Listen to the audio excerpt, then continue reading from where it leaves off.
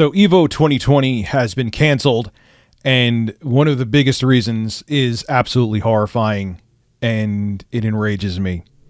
Let's get into it. Skip it up and that up. So EVO 2020 was supposed to take place July 31st to August 2nd, 2020. Obviously, due to the pandemic that's going on, it wasn't going to be in physical form. It was going to be online. But due to allegations against the president or former president of EVO, it's been canceled. There's also other fighters that have had allegations against them. But the president of EVO, Joey Coulier, has actually had predatory accusations made against him, that things that he did to kids in the mid to late 90s. And he's confirmed that they have happened. So it's not allegations anymore. He said, yeah, I did terrible things 20 years ago.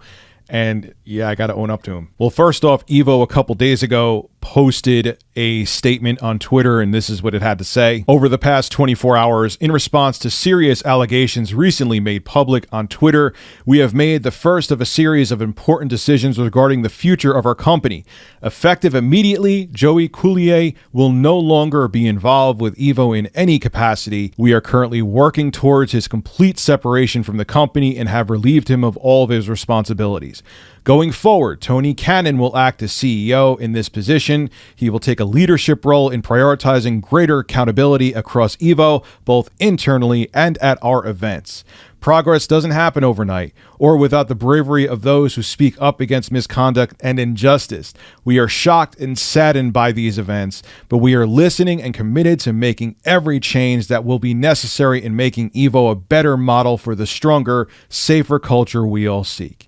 As a result, we will be canceling EVO Online and will work to issue refunds for all players who chose to purchase a badge. We will donate the equivalent of the proceeds as promised to Project Hope. Now, a Twitter user, if I'm saying his name wrong, who goes by Pyronal Carey, or also known as Mikey, he made a statement. I'm not going to reiterate any of it here. It's horrifying what Joey Coulier did to this poor guy when he was a kid. It happened, like I said, in the 90s. It'll make your skin crawl. I'm not even going to leave a link to it in the description. It'll take you 5 seconds to find it. You can go to GameSpot.com, and I almost recommend not reading it because it's stomach turning what this guy did. And he released a statement talking about it. And yeah. Anyway, this is what Joey Coulier has to say. I'm sorry, I never meant to hurt anyone. I was young and reckless and did things I'm not proud of. I have been growing and maturing over the past 20 years, but that doesn't excuse anything. All I have been trying to do is become a better person. Once again, I'm truly sorry. Joey, I've done dumbass things when I was younger. I've talked about this in other videos, and even like from my early 30s to now, I'm 38 now. You know, my thought process back then was, I would be like, man, 31-year-old Rich was a dumbass Rich. But never in my stupidest young adult times did I go, you know, let me do something inappropriate with a child. What the hell is wrong with you, man? And like I saw Alpha Omega Sin in the comments of Joey Coulier's statement. He's like, you're only sorry that you got caught, that someone came forward and called you out. That's the only reason that you're sorry. You know how much you've ruined kids' lives by what you did? There's look, again, against cancel culture, but these kind of allegations are exceptions.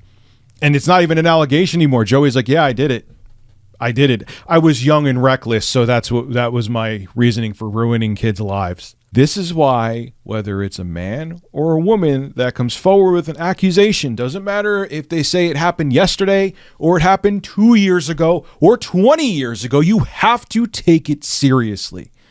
You have to take it seriously, because the vast majority, again, I know the dude bros don't want to hear it, but the vast majority of people, it's tough to come forward. It's tough to come forward. It's a very, especially when it's someone of prominence too. The president and co-founder of EVO. It's like, oh man, I'm going to have to deal with backlash because of this. And it's a risk to come forward. So virtually the vast majority of people that come forward, accusing people of things as dangerous and as horrific as this are coming forward and they're being truthful. The only thing I ask is that there is a case first, or if the person that's being accused says, if they come out and say, yeah, I did it. That's what I ask for. I ask for due process, but I don't think that people, if they feel that they have been assaulted, should not come forward. And I see people, when I made the video with Angry Joe, belittling his accuser, and I'm like, look, you don't know Angry Joe and you don't know this woman. All I'm asking for is let there be due process. Do not belittle anyone who comes forward with these accusations, because a lot of times, as you're seeing here, they're true. And for the handful of times, yes, there is exceptions, and they even proved it with an article, that they aren't true. Those are the exception, not the rule. The rule is most people, virtually all people, or the vast majority, let me say that again, who come forward are telling the truth. And here is an example of that. This is disgusting what he did, and I'm all about giving people second chances. But when it comes to kids, no. Because why do you think that people have to register for the rest of their life as an offender? Why do you think that is? Because there's something in your head that it just doesn't go away. And I would never trust this guy around my kids, ever. And like I said, he's only coming forward because he got caught, because he got called out. Unreal.